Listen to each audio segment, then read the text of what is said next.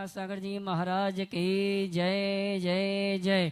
आचार्य परमेष्टि श्री समय सागर जी महाराज के जय जय जय। गुणायतन प्रणेता शंका समाधान भावना एक प्रवर्तक जन जन के संत प्रखर वक्ता बोले परम पूज मनीष श्री प्रमाण सागर जी महाराज के जय जय जय। मुनिवर श्री संधान सागर जी महाराज के जय जय जय। मध्य प्रदेश की राजधानी झीलों की नगरी भोपाल के श्री विद्यासागर प्रबंध संस्थान और श्री विद्या प्रमाण गुरुकुलम से सायंकालीन टीवी चैनल का बहुचर्चित विश्वविख्यात शंका समाधान के कार्यक्रम में हम और आप अपनी शंकाओं का समाधान प्राप्त करें। उसके पूर्व भावना युग के शिविर पर पारस चैनल, जिनवाणी चैनल, आदिनाथ चैनल और प्रमाणिक ऐप के माध्यम से जिस कार्यक्रम को घर में बैठ के देख सुन रहे हैं उन सभी का और यहाँ पर उपस्थित समस्त श्रावक श्राविकाओं का हार्दिक अभिनंदन स्वागत है। चलते हैं प्रतिदिन का भांति परम पूज मुनिवर के श्री चरण में नमन करते हुए आशीर्वाद प्राप्त करेंगे और निवेदन करेंगे भावना आयोग को जन जन तक पहुंचाने के लिए प्रशिक्षण के लिए आए हुए प्रशिक्षार्थियों के ओर से नमन करते हुए आशीर्वाद प्राप्त करेंगे और निवेदन करेंगे शंका समाधान के लिए। दोनों हाथ उठाएंगे, मेरे साथ बोलेंगे हे मुनिवर नमोस्तु नमोस्तु नमोस्तु। आइए गुरुवर के आशीर्वाद से हम चलते हैं परम पूज मुनिवर श्री संधान सागर महाराज के श्री चरणों में नमन करते हुए निवेदन करेंगे आपकी शंकाओं को मुनिवर के कर कमलों तक पहुंचाने के लिए दोनों हाथ उठा के जयकारा लगाएंगे। बोले परम पूज मनीष श्री प्रमाण सागर जी संधान सागर जी महाराज के।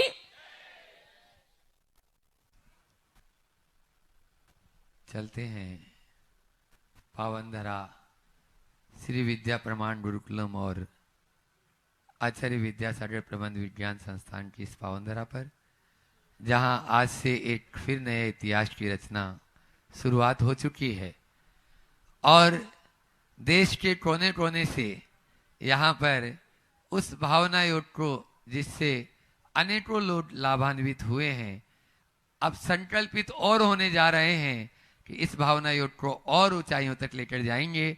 गुरु के चरणों में आए हैं और वे आज जिस प्रकार से हमने देखा प्रातः काल की बेला से अभी तक बहुत कुछ उनमें उत्साह और जुनून है आगे ले जाने का। निश्चित रूप से ऐसे ही कंधे गुरुवर के स्वप्नों को और साकार करेंगे। अपन चलते हैं आज भावना योग से ही रिलेटेड प्रश्न यहाँ पर और प्राथमिकता जैसा गुरु आदेश है प्राथमिकता अपन उन्हीं को देंगे और बाकी जैसा फिर होगा। तो आज प्रथम प्रश्न महाराज जी ऑनलाइन भी भावना योग के प्रश्न आए हैं क्योंकि उन्हें भी मालूम था और पटना से नवीन कुमार जी जैन पूछ रहे हैं गुरुदेव जब हम ध्यान में बैठते हैं तो नींद आने लगती है, क्या यह आलस्य है या साधना की कोई अवस्था? देखिए ध्यान में निमग्न होना, ध्यान में लीन होना और ध्यान में नींद आना सब अलग अलग चीज। ध्यान में निमग्नता, ध्यान में लीनता एक साधना है और ध्यान में नींद आना एक प्रकार का प्रमाद। तो ये प्रमाद से बचना चाहिए। लीन हो जाए, खो जाए, डूब जाए, निमग्न हो जाए, लेकिन नींद नहीं, चेतना को जागृत करे।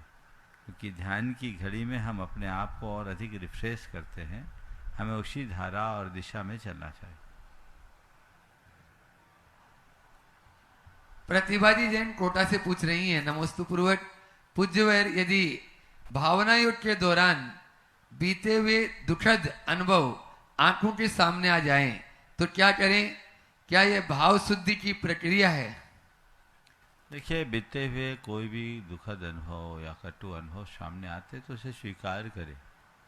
पहली बार ठीक है ऐसा अनुभव हुआ, लेकिन मैं इसे छोड़ता हूँ, मैं इसे छोड़ता हूँ, मेरा ये दोष मिथ्या हो, मैं इसकी पुनरावृत्ति से बचना चाहता हूँ। बार बार जब आप इसे दोहराएंगे तो आप इससे बहुत अच्छे से बच सकते हैं, मुक्ति आ सकती है। सारी बुरी स्मृतियों का परित्याग करना भावना योग का मूल लक्ष्य है और वह दृष्टिकोण हमारे सामने होना चाहिए। इसलिए जो भी पुरानी स्मृतियाँ हैं उसको धीरे धीरे छोड़ना चाहिए और अंदर से हम उन्हें स्वीकार करके जब त्यागते हैं, उनका प्रत्याख्यान करते हैं, तो चीज़ें छूट जाती है, फिर वो हमारा पीछा नहीं करती। हम उन्हें एक बार निकाल दें मन से तो चीज़ें ठीक हो जाएगी। ग्वालियर से महेश चंद जी जैन पूछ रहे हैं, मुनिवर जब जीवन में बार बार विफलता मिलती है तब सकारात्मक भावना बनाए रखना बहुत कठिन हो जाता है, क्या भावना योग इससे उबार सकता है? निश्चित उबार सकता है। बार बार विफलता से उत्पन्न हताशा और नकारात्मकता पर अगर आप विजय प्राप्त करना चाहते हैं तो भावना योग कीजिए। भावना योग से आपकी न केवल नकारात्मकता मिटेगी, अपितु आपके अंदर एक नए उत्साह का संचार होगा जो आपको और कुछ बेहतर कर दिखाने में समर्थ बनाएगा।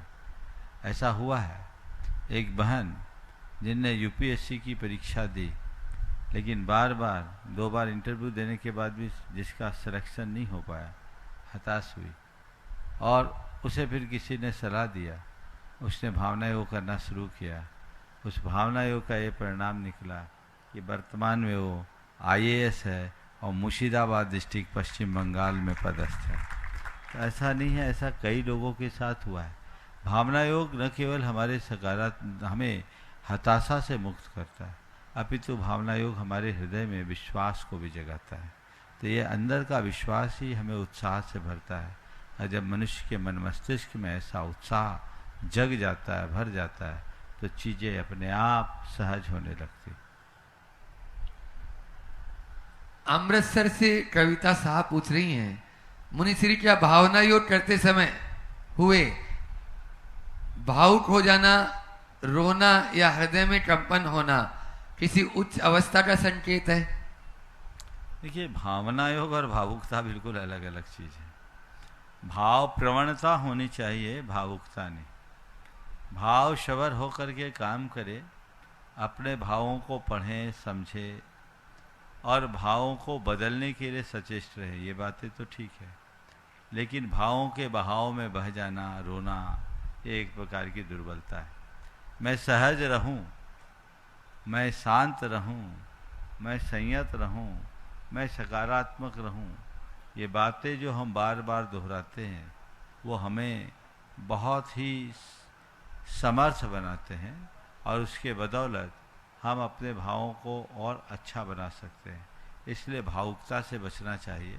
जिनके हृदय में इस तरह की भावुकता होती है और बात बात में जो इस तरह से भावुक हो जाते हैं, यदि अच्छे तरीके से भावना योग करेंगे तो इससे बच सकेंगे। दिल्ली से जिनेंद्र जी जैन पूछ रहे हैं, गुरुदेव क्या भावना योग करते हुए किसी लक्ष्य की कामना करना उचित है, जैसे स्वास्थ्य या सांसारिक सुख? देखिए, भावना योग का जो मूल लक्ष्य है वह तो है आत्मा का शुद्धिकरण, और उसे पा लिया तो सब कुछ पा लिया। लेकिन ज़्यादातर लोग अपने शारीरिक स्वास्थ्य या अन्य प्रकार की परेशानियों से पीड़ित होकर के भावना योग करते हैं। यह भावना योग का बाय प्रोडक्ट है। कर लेना बुरा नहीं है, पर यह पूरा नहीं है, अधूरा है। इससे और बेहतर पा सकते हो। तो जब पाने के लिए चाहते हो तो जो सबसे अच्छा हो उसकी तरफ ध्यान क्यों न लगाए। आधे अधूरे में उलझने की जगह पूरे को पाने का प्रयत्न करो। जब हम भीतर से बदल जाएंगे तो सब कुछ हो जाएगा। मेरी इच्छा की पूर्ति हो जाए और मुझे इच्छा से मुक्ति मिल जाए, आप किसे पसंद करोगे? इच्छा की पूर्ति को या इच्छा से मुक्ति को? हाँ, जो तुम्हें इच्छा मुक्त कर सकता है उससे तुम इच्छा पूर्ति करने का प्रयत्न करोगे तो अधूरा ही है ना। जो तुम्हारी चेतना को परम सत्ता में बदल सकता है, आत्मा को परमात्मा बना सकता है, जो जीवन का परिपूर्ण विकास या पूर्ण परिष्कार कर सकता है, उसके लिए और चीज़ों की जरूरत क्या है? तो चीज़ों को उसी तरीके से समझने की जरूरत है, बदलने की जरूरत है। आपने बीच में सागर से डॉक्टर वंदना दीदी, ब्रह्मचारिणी वंदना दीदी जो गुणायतन ट्रस्टी भी हैं, वे अपना प्रश्न गुरु चरणों में करें। इस शिविर में भी आपके भाग लिए हैं और उसके बाद में तैयार रहेंगे शिविरार्थी रविंद्र कुमार जी जैन, देवेंद्र नगर।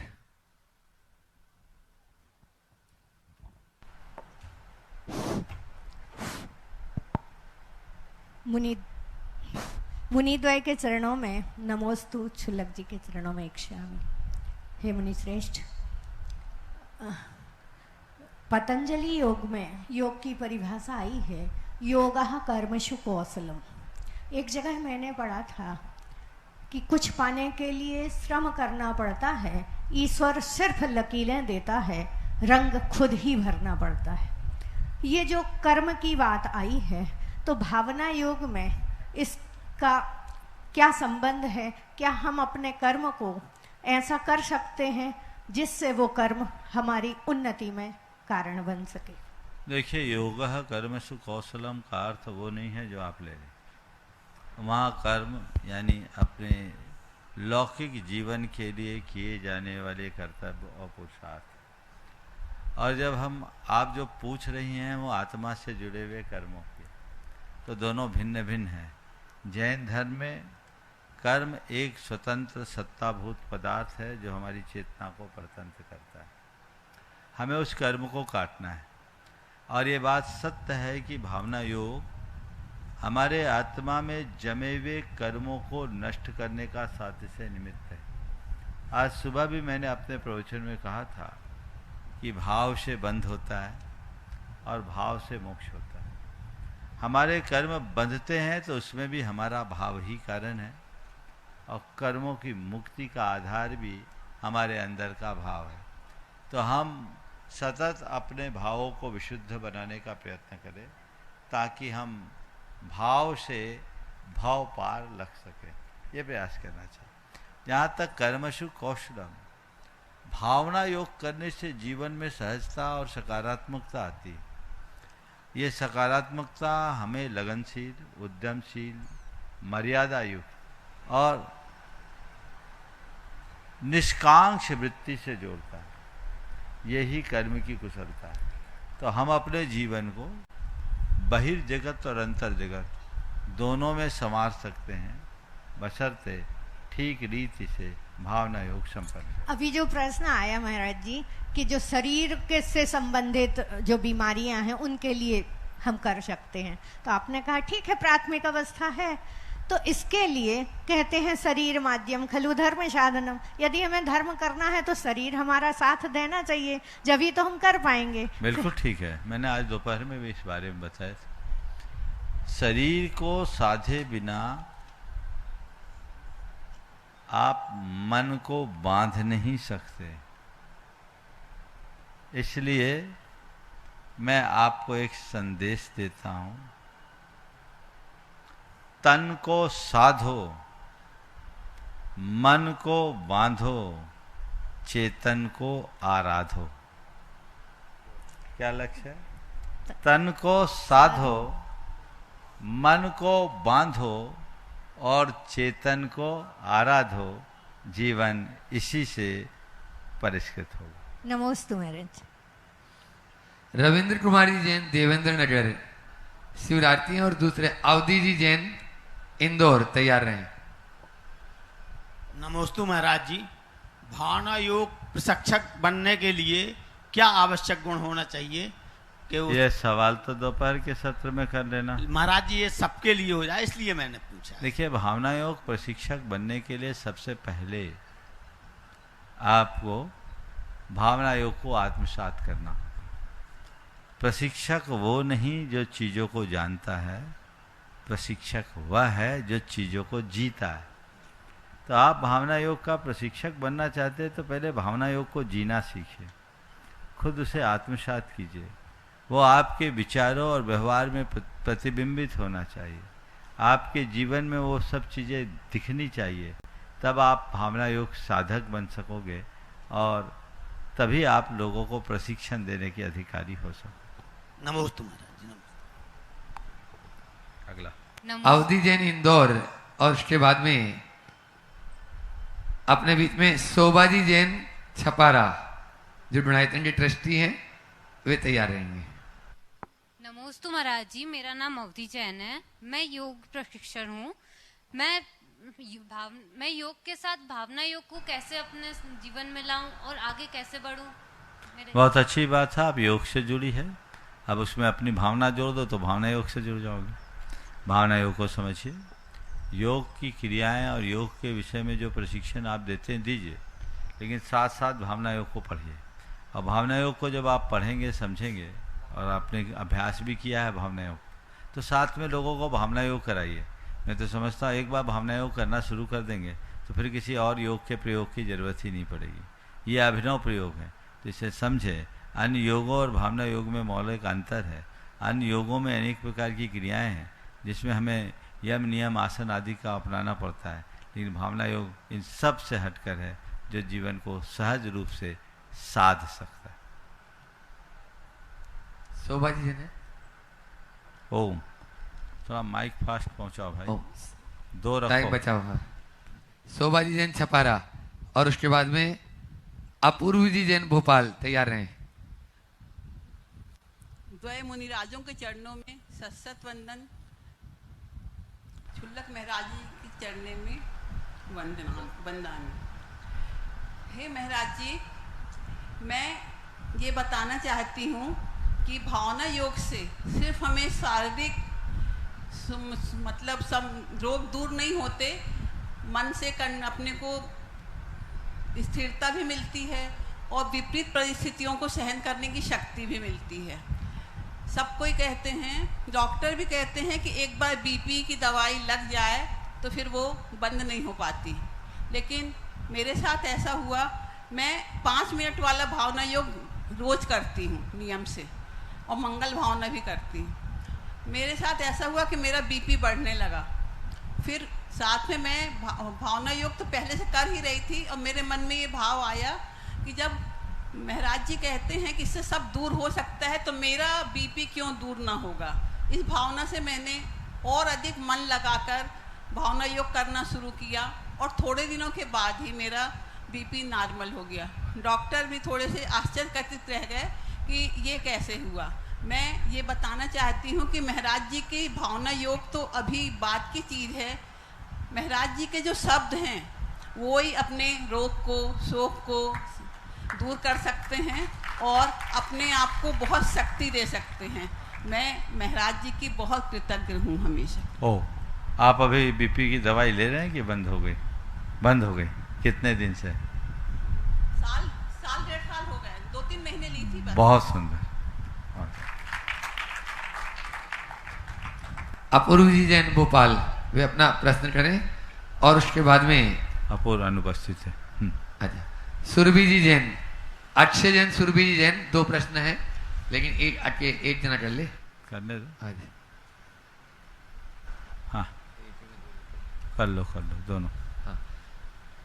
नमोस्तु महाराज जी, मेरा क्वेश्चन मतलब मेरे दोस्त का क्वेश्चन है कि वो राजस्थान का एग्ज़ाम निकालना चाहता है। यह उसकी लाइफ का आखिरी एग्ज़ाम है।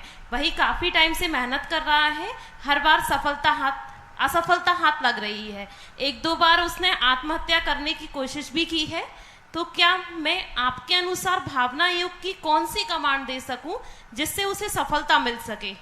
ऐसा करो, उसको अहिंसा जैन से मिला दो।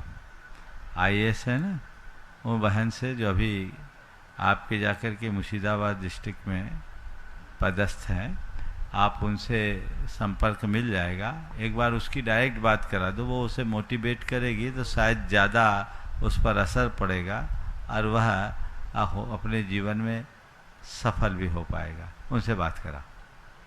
ठीक है, नमोस्तु महाराज। अक्षय जैन हो गया।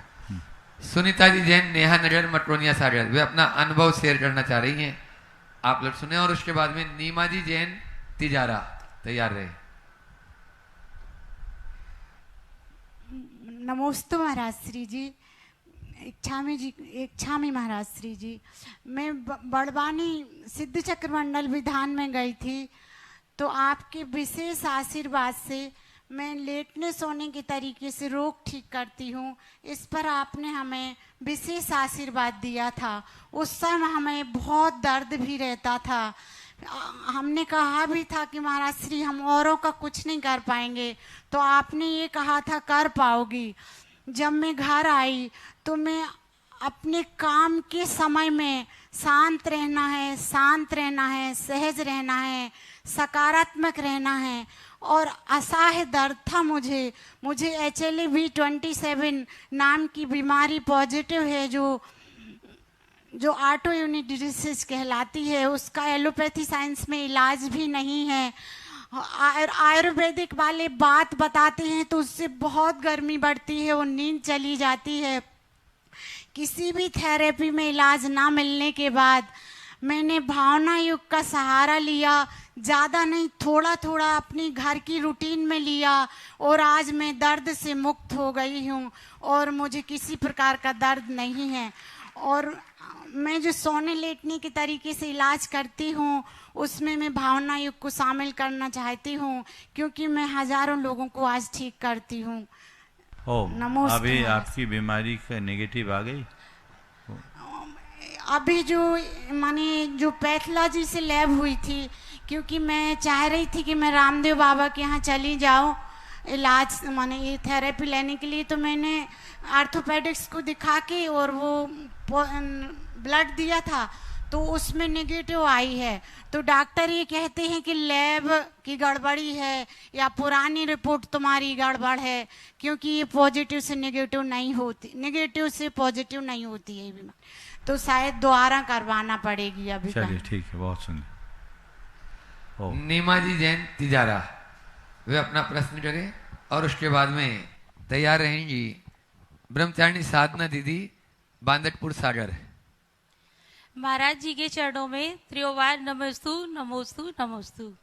महाराज जी, मेरा प्रश्न ये है कि जब क्लास में एक शिक्षक पढ़ाता है तो उनके सामने 40-50 एवरेज जो भी बच्चे होते हैं सब पढ़ते हैं और टीचर सभी बच्चों को समान रूप से पढ़ाते हैं, लेकिन जब रिजल्ट आता है तो बच्चों का सेम नहीं होता है। उसी प्रकार मेडिकल साइंस में भी एक दवाई किसी भी ग्रुप एज पर एक बच्चे को तो वो बहुत अच्छा रिजल्ट देती है और वही दवाई एक बच्चे पर प्रतिकूल असर डालती है।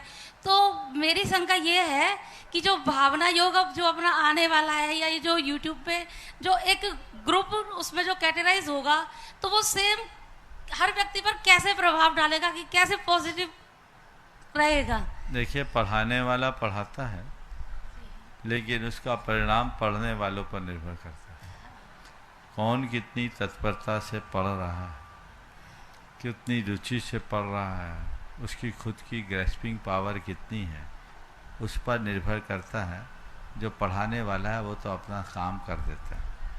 इसी प्रकार भावना योग एक सामान्य है, लेकिन भावना योग करने वाले पर निर्भर है कि वो कितनी रुचि से, कितनी लगन से, कितनी लीनता से भावना योग करता है। और जितनी रुचि और लगन के साथ भावना योग करेगा उस पर उसका उतना प्रभाव पड़ेगा। क्योंकि कहते हैं कि हर व्यक्ति यूनिक होता है यूनिवर्सल में, तो हर वो व्यक्ति का प्रैक्टिकल नहीं है, समझ गए? हर व्यक्ति के हिसाब से चीजें डिजाइन नहीं की जाती, कॉमन डिजाइन किया जाता है और उससे जितना जिसको लाभ लेना ले सकते हैं। ओ नमोस्तु महाराज जी। ब्रह्मचारिणी साधना दी सागर। और उसके बाद में बंधु अपने बीच में अनेकों पुस्तक के जो लेखक भी हैं और गुरुवर के अनन्य भक्त और प्रांतीय प्रमुख भी भावना योग के यहाँ के हैं योगाचार्य राजीव जी जैन। वे अपना प्रश्न गुरु चरणों में करेंगे। दया मुनिराज के चरणों में कोटिशः नमोस्तु नमोस्तु नमोस्तु एवं सभी छुल्लक महाराज जी के चरणों में इच्छामि इच्छामि इच्छामि। महाराज श्री जी, मेरी जिज्ञासा है कि क्या भावना योग के माध्यम से समाधि करवाई जा सकती है? क्या समाधि से भावना योग को जोड़ा जा सकता है? दूसरी जिज्ञासा है कि जैसे ओम शांति वाले जब आपस में मिलते हैं तो वो ओम शांति बोलते हैं, तो जब भावना योग के लोग आपस में मिले तो उन्हें क्या बोलना चाहिए? बहुत अच्छा सवाल आपने उपस्थित किया है। पहली बात तो आपने समाधि के समय भावना योग की भूमिका की बात की। आपने कहा है क्या भावना योग से समाधि हो सकती है? हम लोग अगर अपने शास्त्रों को पलट कर देखें तो समाधि की भावना तो पूरे जीवन करने का विधान है। वो एक प्रकार का भावना योग ही तो है। आप लोग बोलते हैं दिन रात मेरे स्वामी मैं भावनाए भाऊं, देहांत के समय में तुमको न भूल जाऊं। ये क्या है? भावना है ना, ये तो भावना योग है। तो अगर समाधि चाहिए तो समाधि की भावना भानी है, ये तो हमारे शास्त्र कहते हैं।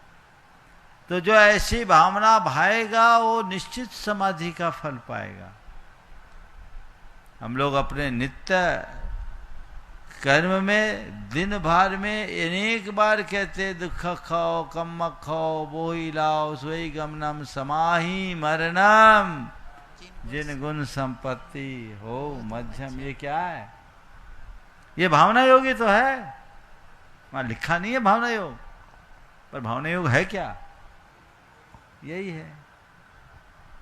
हमेशा मरण समाधि की भावना भाने का शास्त्र में लिखा है, इसलिए वैसी भावना भाते रहना चाहिए। आपने बोला ओम शांति बोलते हैं, भावना योग वाले आपस में क्या बोले, अभी तक हमने कभी सोचा नहीं था। लेकिन आप लोग इसे ऐसा प्रयोग बना दें कि अपने आप लोगों के मुख से कुछ निकलने लगे। मैं सोच करके बोलूँगा ऐसा जो बहुत व्यवहारिक हो, सबके लिए उपयोगी हो, संप्रदायातीत हो। ऐसे कोई संबोधन हम जरूर आप लोगों को हो सकता इसी सत्र में प्रदान कर दें, जो आप सबके लिए एक अच्छा माध्यम बनेगा। नमोस्तु महाराज श्री, नमोस्तु। राजीव जी योगाचार्य जो अनेकों पुस्तकों रिलेटेड और प्रांतीय प्रमुख भावना योग, और उसके बाद में तैयार रहेंगे। अपने बीच में जैन संघ पुणे के पूरा ग्रुप यहाँ पर आया हुआ है, एक प्रश्न वे भी करेंगे। गुरुदेव के चरणों में नमोस्तु नमोस्तु नमोस्तु। गुरुदेव, आपके आशीर्वाद से लगभग मैं 35 वर्षों से योग कर रहा हूं और करा रहा हूं। भावना योग की खोज मेरे लिए जीवन में एक ऐसा आया कि मैं कई प्रकार के कोर्स कर चुका था और यह देख रहा था कि आखिर कहां पर जाके संतुष्टि मिलेगी। मुझे संतुष्टि मिली भावना योग पर, और मेरा सौभाग्य है कि आपने मुझे मध्य प्रदेश का प्रमुख बनाया। गुरुदेव, अभी मैं एक प्रयोग कर रहा हूं। एक व्यक्ति है 140 किलो का, हाफ वेंटिलेटर में रहता है वो, और लगभग 16 दिन से भावना योग का वो कर रहा है, भावना योग सुनता है। और चूंकि वो उठता बैठता नहीं कर पाता, वो ऑक्सीजन लेवल पे रहता है, रोज रात को ऑक्सीजन लगा के सोता है। तो लगभग 16 दिन से इतना फर्क पड़ा है कि वो थोड़ा सा हल्का सा उठ के बैठने लगा है, बात करने लगा है। क्योंकि वो जैसे ही बात करता था तो खांसी चलने लगती थी, मतलब उसका ऑक्सीजन लेवल कम होता था। तो अभी संतुष्टिपूर्ण रिजल्ट मिला है। दूसरा गुरुदेव, एक बहुत अच्छा प्रश्न ये है कि पूरी दुनिया को मालूम है कि आपकी मेमोरी पावर बहुत ज़्यादा है, बहुत अच्छी है, स्मरण शक्ति बहुत तेज है। क्या कोई ऐसा भावना योग में करिश्मा है कि हम भी वो वैसे स्मरण शक्ति वाले बन जाएं, पावर योग? या कोई ऐसा हमारी स्मरण शक्ति इतनी तेज है कि जैसे 35-40 साल पुरानी बातें आप संस्कृत के प्राकृत के श्लोक ऐसे बोलते हैं जैसे आपने अभी पढ़ के आए हो, तो ऐसा भावना योग में हम कर सकते हैं? भावना योग से मैं तो कहता हूँ अगर जीवन का असली मजा लेना है तो स्मरण शक्ति की जगह विस्मरण शक्ति बढ़ा दो। अरे प्रभु, जीवन का मजा तो वही। गुरुदेव की एक कविता है, कब भूलूं सब, कब भूलूं सब। हम लोगों के साथ दुविधा ये है कि हम लोग काम की बातें भूल जाते हैं, बिना मतलब की बातें याद रखते हैं। काश या तो हम सब भूल जाएं या केवल प्रयोजन भूत याद रखें। जी, स्मरण शक्ति को बनाया जा सकता है, बढ़ाया जा सकता है, कोई कठिन कार्य नहीं। और भावना योग इसमें बहुत कारगर निमित्त बन सकता है। जी, आप नियमित भावना योग करेंगे, आपकी धारणा शक्ति बढ़ेगी। सामान्य रूप से बिना किसी अतिरिक्त प्रयत्न के भी जो भावना योग करते हैं वो उनके कार्य करने की क्षमता बढ़ती है और उनकी स्मरण शक्ति भी बढ़ती है, क्योंकि उससे हमारा चित्त विखंडित होने से बच जाता है। विखंडित चित्त हमें भ्रम में डालता है, जिससे हम उलझ जाते हैं। और अगर हमारा चित्त एकाग्र हो, स्थिर हो, तो स्थिर चित्तता से हमारे सारे रुके काम भी पूरे हो जाते हैं जी। इसलिए भावना योग स्मरण शक्ति को बढ़ा सकता है जी। और जो अपनी स्मरण शक्ति को बढ़ाना चाहते हैं वे ओंकार की नाद करे, थोड़ा सा भ्रामरी प्राणायाम करे जी। और उसके साथ भावना योग करे।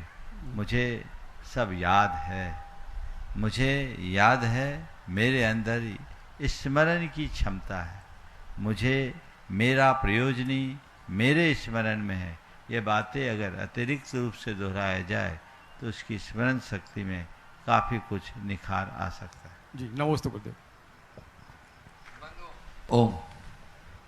गुरुवर के सपनों को साकार करने में जैन संघ पुणे की बहुत अहम भूमिका, और एक बार जोरदार इन बच्चों का उत्साहवर्धन कर दीजिए। अभी भावना योग में भी ये यहाँ पर शिविर में भी आए हैं और गुरुवर से बहुत कुछ सीख कर यहाँ से जाएंगे जो जैन धर्म की पताका को आगे तक लेके जाएंगे।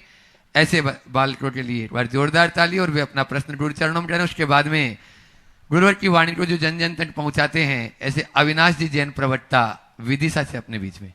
नमोस्तु महाराज श्री। हमारा प्रश्न है कि भावना योग, रेकी, स्वर विज्ञान, टेलीपैथी, लॉ ऑफ अट्रैक्शन, इन सब में कोई संबंध है या सारी चीजें अलग अलग है? और जब हम भावना योग करते हैं तो हमें स्वर का ख्याल रखना चाहिए क्या कि ईड़ा पिंगला वगैरह कैसी चल रही है? देखिए, ये सब अलग अलग विधाएं हैं, हमारी प्राचीन भारतीय विधाएं हैं और इन सब का लोग अभ्यास करते हैं। इनका अपना अपना प्रभाव है। स्वर विज्ञान की बात मुझसे पूछते हो तो मैंने 30 साल तक स्वर विज्ञान की साधना की। मैं उस समय के स्वर का आराधक रहा हूँ जब लोग स्वर विज्ञान के बारे में जानते भी नहीं, समझ गए। मेरे पास स्वर विज्ञान की ऐसी ऐसी पुस्तकें हैं जो आज लोगों के पास भी नहीं। मैंने न केवल पढ़ा है अपितु उनको जिया भी। लेकिन अनुभव से कहता हूँ, एक दिन गुरुदेव ने कहा था कि सबसे ऊंचा जो सर्वोदय है और सर्वोदय से ऊंचा कर्मोदय है, कर्मोदय के आगे कुछ नहीं रखता। और आज मैं पाता हूँ, अनुभव करता हूँ कि जिसका मनोबल ऊंचा है उसको किसी की ज़रूरत नहीं। और मैं पिछले कई वर्षों से मैं किसी को ध्यान में नहीं रखता, सब काम अपने मनोबल से करता हूँ। और भावना योग मनुष्य के मनोबल को ऊंचा करता है। आप अपने मनोबल को ऊंचा करें, भावना योग का भरपूर प्रयोग करें, सुनिश्चित व लाभकारी होगा। एक बार इन सभी युवकों के लिए जोरदार करते ध्वनि। और दूसरा सवाल और दो, विजय। नमस्ते महाराज श्री। भावना योग इतना प्रभावकारी है, मन, जैसा कि आपने बताया, मन और शरीर दोनों के लिए, और अंत में आत्मा का ध्यान करना है। तो हम जब कोई भी नया कार्य शुरू करें या ऐसी परिस्थितियों में कार्य करें जहां थोड़ी परिस्थिति विपरीत है, तो हम अपने मनोबल को ऊंचा रखने के लिए और सामने वाले के मनोबल पर प्रभाव डालने के लिए भावना योग कितना कार्यकारी है, उसको किस तरीके से प्रयोग करना चाहिए? देखिए, कोई भी विषमतम परिस्थिति है, यदि आप नियमित भावना योग कर रहे हैं तो आप में स्थिरता आएगी। आपकी स्थिरता आपके मनोबल को ऊंचा करेगी। और जब हमारा मनोबल ऊंचा होगा तो सामने वाला अपने आप नीचा हो जाएगा। हम लोग क्या करते हैं, सामने कोई भी दिख जाता है तो देख के घबरा जाते हैं। मैं सभी से कहता हूँ, सामने वाला इतना है ना, सामने वाला इतना है तो तुम परेशान मत हो, अपने आप को इतना बना लो। दिख रहा है? सामने वाला इतना है, चाहे व्यक्ति हो या परिस्थिति, इसको देख के घबराओ मत, तनिक भी मत घबराओ। ये इतना मैं क्या करूं, ये नहीं देखना है। हमें तो अपने आप को इतना बड़ा बना लेना है। और भावना योग तुम्हें इतने से इतना बना देगा। और जिस दिन तुम इतना बनोगे, सब काम अपने आप हो जाएगा। नमोस्तु। नमोस्तु। अविनाश जी अपने बीच में विदिशा से, जो प्रवक्ता भी हैं और गुरुवर के वाणी को प्रतिदिन लिखकर आगे तक पहुंचाते हैं, ऐसे अविनाश जी अपना प्रश्न करें और उसके बाद में तैयार रहेंगे अपने बीच में बंधुओं। इस शिविर में जगदीश जी वर्मा, जो कर्मणा जैन, जन्मना जैन नहीं, लेकिन फिर भी गुरुवर के सपनों को बहुत आगे तक और भावना योग के शिविर में आए हैं, इंदौर से अपने बीच में भी अपना प्रश्न करेंगे। मेरे हृदय गुरु परम पूज्य गुरुवर के चरणों में नमोस्तु और चुल्लक जी के चरणों में इच्छामि।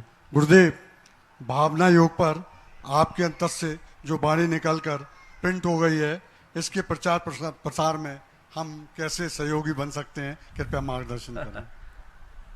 देखिए, मेरा काम देना है, आपका काम फैलाना। हम तो अपना काम कर देते हैं, और हमारे गुरुदेव ने हमें यही कहा कि हमने जितनी उदारता से तुम्हें दिया है, तुम भी बांटने में उतनी उदारता रखना। और हमने आज तक अपनी उदारता में कोई कमी नहीं की। लेकिन आप लोग बड़े कंजूस हो, लेने में तो तत्परता दिखाते हो, फैलाने की उदारता बहुत कम रखते हो। मैं सभी भक्तों से कहता हूँ, अच्छी बात को फैलाइए। आज दुनिया में धुआं उड़ाने वालों की संख्या बढ़ रही है, हम सुगंध फैलाने वालों में अपने आप को शामिल करें। अच्छी बात फैलाइए, कहीं से भी कोई अच्छी बात आए, अपनी पूरी ताकत झोंक दीजिए उसे, उसके प्रचार प्रसार के लिए, ताकि लोग लाभ ले सकें। बंधुओं, भावना योग अभी तक क्रियात्मक रूप में आप लोगों के पास उपलब्ध था। हमने भावना योग पर प्रारंभिक दिनों में जो 3 प्रवचन दिए थे, भावना योग के ऊपर साहित्य के नाम पर वही था, और हमारे विगत दिनों समय समय पर भावना योग पर दिए गए प्रवचन ही आपको भावना योग के सिद्धांत से परिचित कराते थे। लेकिन ये योग बना है इस बार का, भावना योग के ऊपर 3 पुस्तकें यहाँ अभी तैयार हो गई, और चौथी भी 2-4 दिन में आप लोगों के बीच आ जाएगी। ये जो पुस्तकें अभी है, जिसका कल विमोचन हुआ, मैं आप सबसे कहता हूँ, ये पुस्तकें आप पढ़िए और लोगों को पढ़ने की प्रेरणा दीजिए, इसे फैलाइए। जन जन तक फैलाने का काम आपका है। मेरा पूरा विश्वास है कि जो लोग इन पुस्तकों को पढ़ेंगे, भावना योग से संबंधित उनकी सारी शंकाएं, केवल शंकाएं दूर नहीं होगी, अपितु उनकी अवधारणा नहीं बनेगी, सही अवधारणा बनेगी, जो इस भावना योग को और अच्छे तरीके से संपन्न कर सकते हैं। उनमें है भावना योग आत्म साक्षात्कार का मार्ग। इसमें भावना योग के चारों चरणों की बहुत वैज्ञानिक विवेचना है। प्रार्थना, प्रतिक्रमण, प्रत्याख्यान और सामायिक क्या होता है, ये संप्रदायातीत ग्रंथ है और हर कोई इसका लाभ ले सकते हैं। इसी तरह आत्म रूपांतरण का विज्ञान, ये हमारे जीवन की समस्याओं का निवारण करने का एक बहुत कारगर माध्यम है। बहुत छोटी पुस्तिका है, दोनों 8-8 अध्याय हैं, और ये दोनों पुस्तकें आपके जीवन के लिए बहुत बड़ा आधार बनेगी।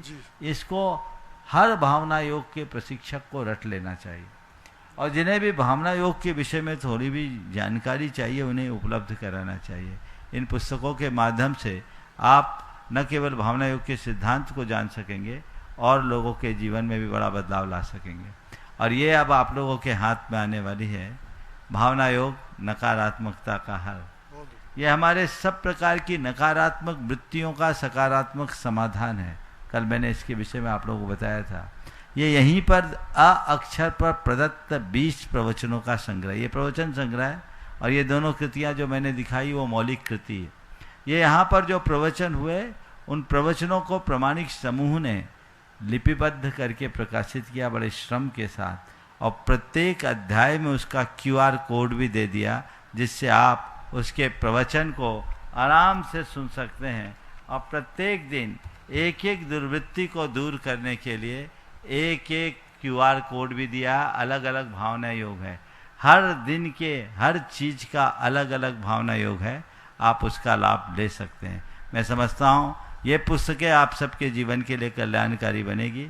और एक और पुस्तक फील टू हील, भावना योग का विज्ञान, ये एक कृति प्रकाशित होने वाली है, जिसके 24 अध्याय हैं, जो हमारे 24 तीर्थंकरों के प्रतीक है, और उसमें भावना योग का समग्र विवेचन है।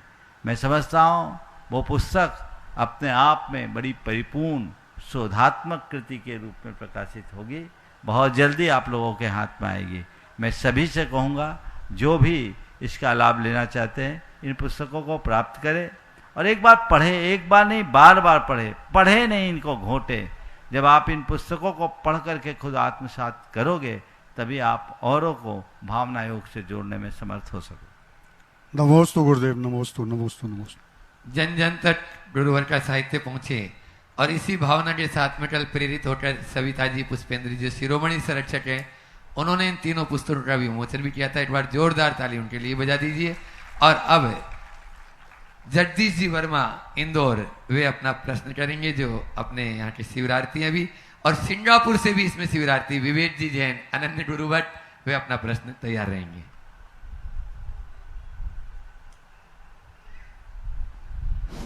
नमोस्तु गुरुदेव, नमोस्तु गुरुदेव, नमोस्तु गुरुदेव।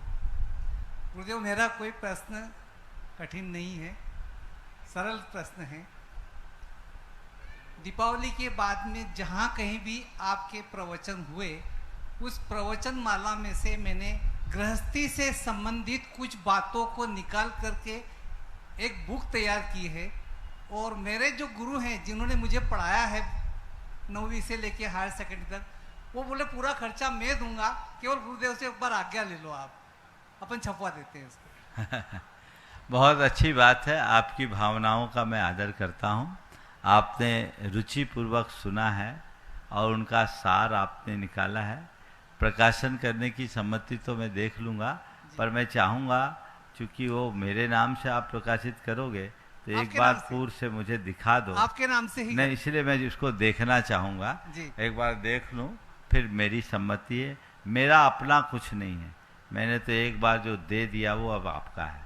आपका काम है उसे कैसे फैलाना है, लेकिन एक बार अवलोकन हो जाए तो उसमें कोई असंगत बात ना हो, ये देख लेंगे। मैं कई गांव में गया हूँ उस चीज को लेकर के, कई घरों में गया हूँ, तो दीपावली के बाद में अनेक घर ऐसे हैं जिनमें परिवर्तन आ गया उन चीजों को सुन के। बहुत सुंदर। जैसे आपने गृहस्थी से संबंधित बहुत सारी बातें बताई, बहुत सारी बातें हैं, बहुत बढ़िया, जिसका वर्णन मैं ऐसे तो नहीं कर सकता। बहुत बढ़िया, आप अपनी पांडुलिपि जरूर एक बार दिखाइए और आपके इस कृत्य का सभी को अभिनंदन करना चाहिए। Thank you. Vivek ji Jain Singapore, वे अपना प्रश्न रखें और अपने बीच में सागर से पीसी नाइक जी तैयार रहे। नमोस्तु महाराज श्री। महाराज श्री, आज दोपहर के सेशन में आपने बताया था कि भावना योग दूसरों के लिए भी कर सकते हैं और 2 उदाहरण दिए थे, एक तो 2 भाई का और एक हस्बैंड वाइफ का। तो उसमें बताया था महाराज जी आपने कि वो आ रही है, आ रही है, आ रही है। तो कुछ कमेंट है महाराज जी के उल्टा भी हो सकता है क्या? तो ये तो महाराज जी क्वेश्चन नहीं था, कमेंट था खाली। सुनो, एक बार ऐसा हुआ, पति पत्नी दोनों जा रहे थे, रास्ते में एक कुआं पड़ा, उसमें लिखा था चमत्कारी कुआं, और एक कैप्शन लिखा था कि इस कुएं में झांकने से मनोकामना पूरी हो जाती है। सबसे पहले पति झांका, उठ के आ गया। थोड़ी देर बाद पत्नी झांकी, वो कुछ ज़्यादा झुक गई, धड़ाम से कुआं में गिर गई। कुआं गहरा था, पत्नी गिर गई। उसने कहा, हे भगवान, मुझे क्या पता था कि भावना इतनी जल्दी पूरी हो जाए। समझ गए? तो मुझे नहीं मालूम था लोग उल्टी भावना योग भी करेंगे। महाराज जी प्रश्न ये है, एक बीमारी होती है महाराज जी टिनिटस, उसमें कान में महाराज जी बेल जैसी साउंड आती है, तो उसके लिए कुछ भावना योग में कमांड है क्या महाराज जी? वो 24 घंटे चलती रहती है महाराज जी साउंड। देखिए, एक मानसिक बीमारी है, इसकी चिकित्सा करानी चाहिए, और भावना योग से इसका सीधा कोई अनुभव तो मेरे पास नहीं है, पर मैं वर्षों से लोगों को नमोकार मंत्र के लेखन की बात करता था। एक सज्जन को ये परेशानी थी और वो बहुत परेशान थे, इसके कारण डिप्रेशन में भी आ गए। मैंने उन दिनों भावना योग नहीं था, ये लगभग 2005-06 की बात बता रहा हूँ। उनसे मैंने नमोकार मंत्र लिखने के लिए कहा और वो लिखना शुरू किया, 3 महीने में ठीक हो गया। ये एक चमत्कार है। तो ये मैं मान सकता हूँ कि चीज़ें बदल सकती है। एक युवक वर्टाइगो से पीड़ित था, यहीं भोपाल में उसने अपना स्टेटमेंट दिया था। एक शासकीय अधिकारी है, और वर्टाइगो आप समझते हैं कितनी खतरनाक होती है, वो भावना योग से ठीक हो गया। तो ये सागर में पदस्थ है अभी, और यहाँ सिद्धचक्र विधान में वो सम्मिलित हुए थे। तो ये चीज़ें हैं, तो इसका असर होता है, लाभ मिल सकता है। नमस्ते महाराज। पीसी नाइक जी सागर से, और उसके बाद में कीर्ति जी जैन दिल्ली तैयार रहेंगे। द्वय मुनिराजों को नमोस्तु, शूलगण जी को इच्छामि। महाराज श्री, आज मध्याह्न सत्र में आपने 2 सच्ची घटनाओं का उल्लेख किया।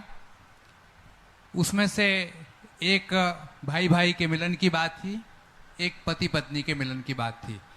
दोनों ही उदाहरण में जो सच्ची घटनाएं हैं उसमें एक तरफा भावना रखी गई। एक ही भाई ने भावना भाई और पति ने भावना भाई, पत्नी ने नहीं भाई, दूसरे भाई ने नहीं भाई। लेकिन घटना सच्ची है। वो भाव जो उन तक कैसे संप्रेषित हुए, इसके पीछे क्या विज्ञान है या क्या कोई धार्मिक आधार है, अगर कोई हमसे पूछे कि ये सब कैसे हो जाता है तो उसके बारे में महाराज आपने सुना होगा आज से बहुत साल पहले एक व्यक्ति ने एक कैक्टस के पेड़ के पास जाकर प्रार्थना किया, हे मित्र तुम बहुत अच्छे हो, तुम्हारे कांटे तुम्हारे व्यक्तित्व को खंडित करते हैं, तुम कांटे छोड़ दो, कांटे छोड़ दो, कांटे छोड़ दो। आपने सुना होगा ये घटना। और कहते हैं कि उस पौधे में से एक ऐसा पत्ता निकला, नागफनी के पौधे से एक पत्ता ऐसा निकला जिसमें एक भी कांटे नहीं थे। ये भावना का चमत्कार है। आज ये एक बहन जी कहाँ थी, है उपस्थित? पेड़ वाली कौन है? पेड़ वाली बात कर रही थी। हाँ, ये बहन जी जिनके लगभग मृत प्राय पेड़ पुनः सचेतन हो गए, आपने बोला था ना।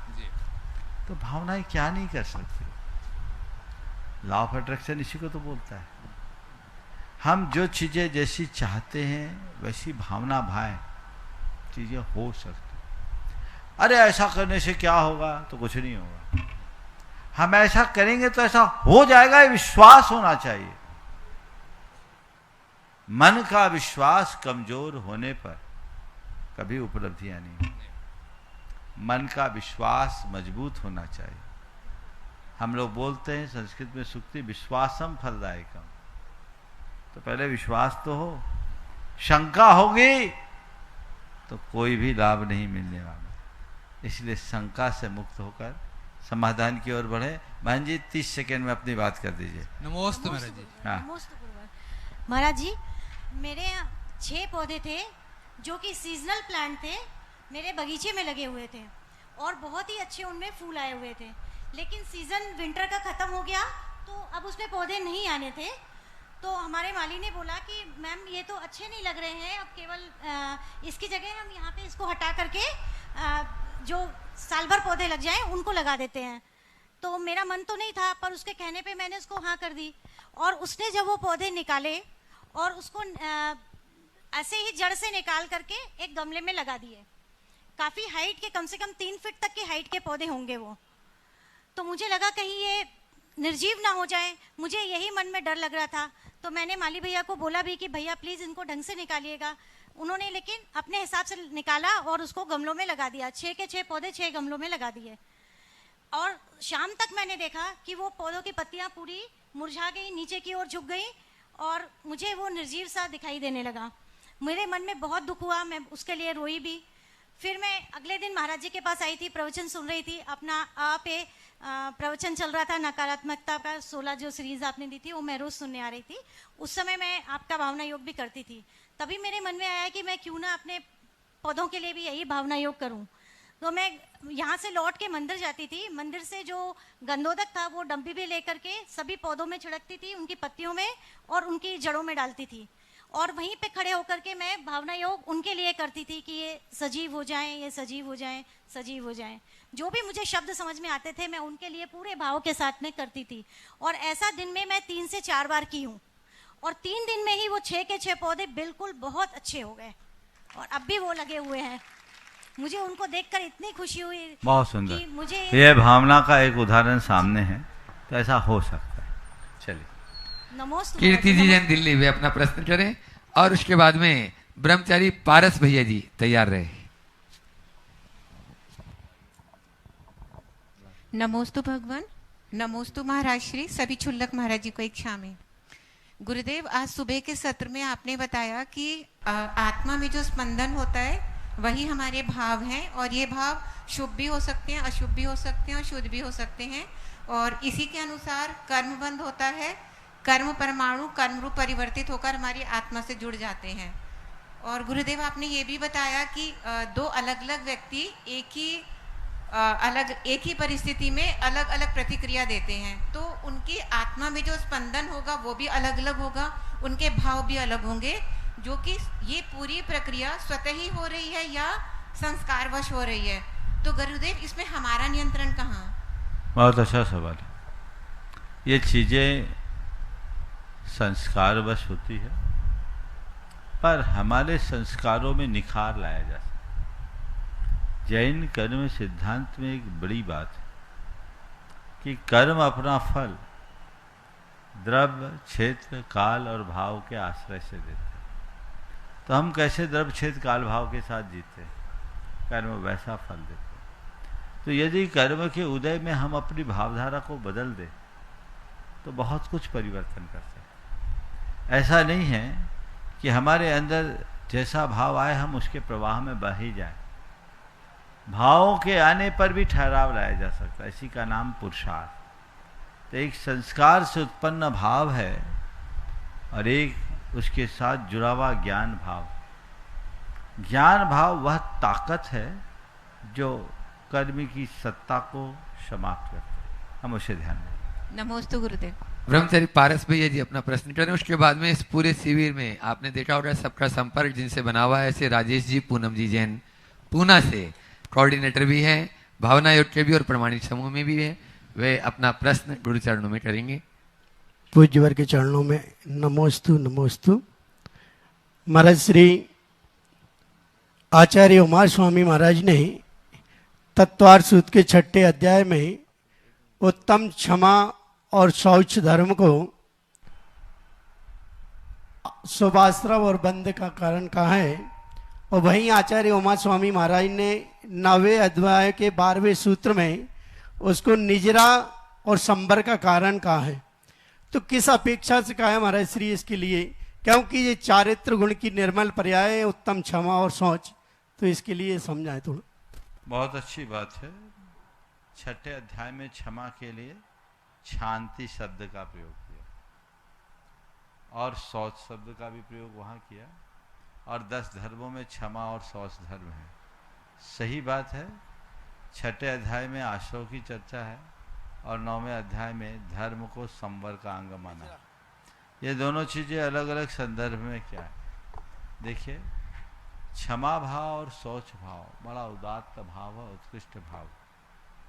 इससे शुभाश्रव भी होता है और पाप का संवर भी होता है। यदि हम क्षमा भाव को धारण करते हैं तो उस काल में हमारे लिए सराग, संयम, संयमा, संयम, काम, निर्जरा नहीं, क्या है, शांति, शौच, विति, साता वेदिनी के आश्रम में है। भूत व्रत अनुकंपा दान, सराग, संयमादि योग है, शांति, शौच, मिति, सद्वेद। ये साता वेदिनी के आश्रम का कारण। अर्थात हम किसी के प्रति क्षमा का भाव रखते हैं और हृदय में पवित्रता रखते हैं, तो क्षमा और हृदय की पवित्रता से हम पुण्य का संचय करते हैं, क्योंकि यह भाव है और ये बड़ी सकारात्मक स्पंदन से होता है। और जब हम कोई पुण्य भाव करते हैं तो पुण्य भाव कोरा पुण्य भाव नहीं होता, उसके साथ पाप का आश्रय भी होता है। दूसरी बात, ये क्षमा और पवित्रता एक सामान्य प्राणी में भी होती है और एक साधक में भी होती है। सामान्य प्राणी केवल पुण्य का संचय करेगा, लेकिन एक साधक इससे पुण्य बंध के साथ साथ पाप की निजरा भी करेगा, संवर भी करेगा, क्योंकि साधक एक साधना में निरत व्यक्ति होता है, उसकी भाव दशा सम्यक्त से सुशोभित होती है, इसलिए वो संवर निजरा का अधिकारी है। इसको चारित्र गुण की निर्मल पर्याय बोला है। बिल्कुल, क्षमा और आपकी जाके सुचिता धर्म के अंग है, चारित्र गुण की ही पर्याय। तो महाराज जी, मेरा ये ध्येय था कि इसको भावना योग से कैसे जोड़ा जाए, इन दोनों चीजों को। आपका नंबर थोड़ा लेट आया, कल के लिए सवाल खड़ा रखते हैं। प्रश्न बहुत अच्छा है, मौका पहले मिलना था, 1 मिनट में न्याय नहीं होगा। राजेश जी, पूनम जी पूना, जो पूरा बहुत अच्छा व्यवस्था संभाले, उनके लिए भी जोरदार ताली बजा दीजिए। उनका प्रश्न भी अब देखते हैं। और ओम प्रकाश जी और उनके साथी फिरोजाबाद से यहाँ पर उपस्थित है, एक बार उनके लिए भी जोरदार ताली बजा दीजिए। चलिए जल्दी से 30 सेकेंड में। हाँ, नमोस्तु गुरुदेव। गुरुदेव, कॉरपोरेट वर्ल्ड में अभी जो हम देखते हैं बहुत सारे प्रेशर्स रहते हैं, टारगेट्स कंप्लीट नहीं होते हैं, उसके अलावा पीयर प्रेशर्स रहते हैं, इनडिसिप्लिन है, और बहुत सारे अपने साथियों के प्रति जो है आदर भावना होना, इस तरह के चीज़ें रहती है। तो कॉरपोरेट के लिए विशेष क्या भावनाएं उनको भानी चाहिए, किस तरह से इस वर्ल्ड के अंदर भी हम एक डिसिप्लिन भावना योग के माध्यम से ला सकते हैं, वो गुरुदेव आपका मार्गदर्शन आपने चाहिए। कहा है, इस पर चिंतन करना होगा और उसका भी रास्ता निकलेगा। अभी समय समाप्त हो गया है, इसलिए आज के इस सत्र को परम पूज गुरुदेव के चरणों में नमन अर्पित करते हुए यहीं पर विराम देते हैं। आप लोग बैठेंगे, अभी आचार्य भक्ति होगी। पहले आचार्य भक्ति, आचार्य भक्ति के बाद आपकी आराधना, और उसके उपरांत छुल्लक आदर सागर जी महाराज आपको आज का भावना योग का ध्यान कराएंगे। आप उसमें तल्लीन होंगे, साधना पत्रक भरेंगे, उसके बाद ये स्थान छोड़ेंगे।